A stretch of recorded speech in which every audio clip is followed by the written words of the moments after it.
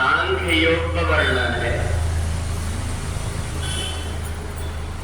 इस श्रुति विप्रतिपन्नाते यदा स्पाशद निश्चला समाधावचला बुद्धि तदा योगमवाप्स्यति। भगवान ने दूसरे अध्याय में अपने मन को स्थिर करने का उपाय बताया सांख्य योग के द्वारा। हम दूसरे व्यक्तियों की बातें जब सुनते हैं तो हमारी बुद्धि भ्रमित हो जाती है।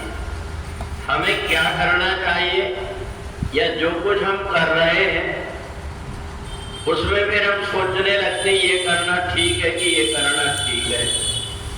और इसलिए भगवान ने सांख्य योग का वर्णन किया कि धीरे धीरे थोड़ी देर बैठ करके अपनी श्वास के ऊपर यदि हम अपना ध्यान केंद्रित करते हैं, जो श्वास अंदर जा रही है और बाहर आ रही है, इसके अलावा और कुछ हम ना देखें तो हमारा मन स्थिर हो जाता है।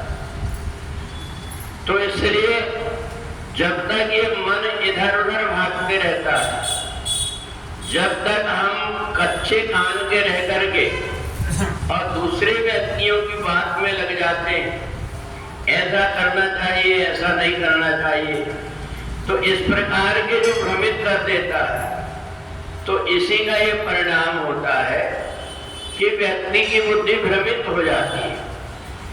जितने भी प्रकार के हमारे त्योहार पहले होते थे, उन त्योहार में बड़ा उत्सव रहता था, सब एक साथ मिलकर के मनाते थे। परंतु व्यक्ति ने मैं ठीक हूं ये बताने के लिए अलग अलग प्रकार के अपने तर्क दिया और व्यक्तियों की बुद्धि को भ्रमित कर दिया। और भ्रमित करके कुछ लोग आ भी गए और उनके अनुरूप करने लगे। तो इसलिए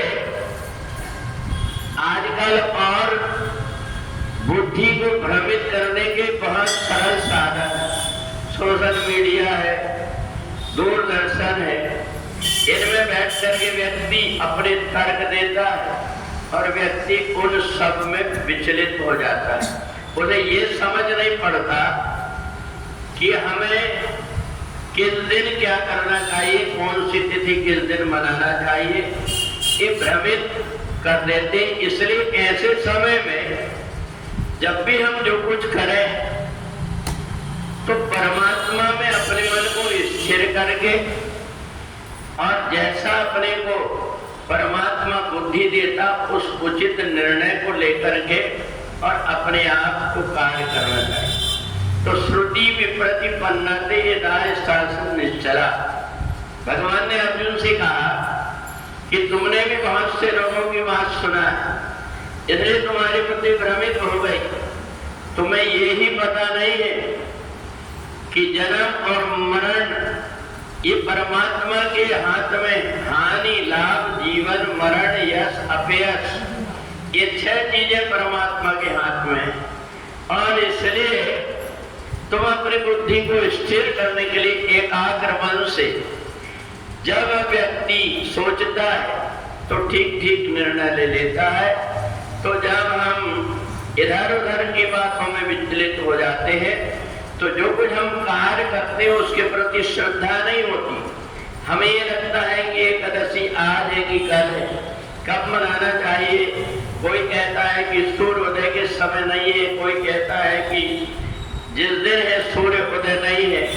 ये सारी बातों में उलझ करके पहले व्यक्ति ऐसा नहीं उलझता, उसको उलझाने वाले बहुत कम थे और इसलिए उसके मन के अंदर श्रद्धा थी।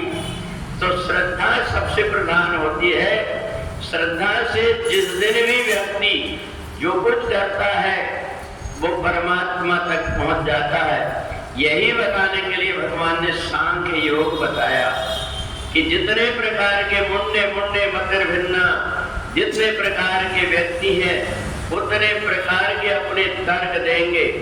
इसलिए तुम्हें थोड़ी देर बैठ करके और ध्यान करने की कोशिश करें। धीरे धीरे जब व्यक्ति ध्यान करता है, साधना करता है, तो उसकी बुद्धि परिपक्व हो जाती है और परिपक्व बुद्धि जो निर्णय लेती है उसके लिए वो कल्याणकारी होता है।